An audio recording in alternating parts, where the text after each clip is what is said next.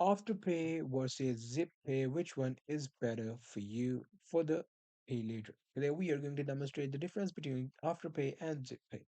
So for that, I have this table which will demonstrate the difference. The first thing is card requirement. Afterpay require a valid credit or debit card upon sign up, while ZipPay does not mandate users to possess a card or a bank account. We talk about the payment schedule.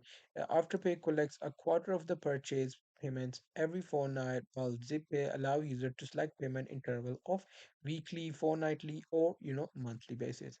If we talk about flexibility, Afterpay fixed payment schedule without modification options, while ZipPay offers flexibility, enabling users to set up their own payment schedules. If we talk about insufficient funds, Afterpay provide a 24-hour grace period before charging a $10 fee with an additional $7 if payment remains unsettled after 7 days, while ZipPay requires full payment for the purchase made within a month. By the end of the following month, applies $5 maintenance fee for carrying balance beyond this period.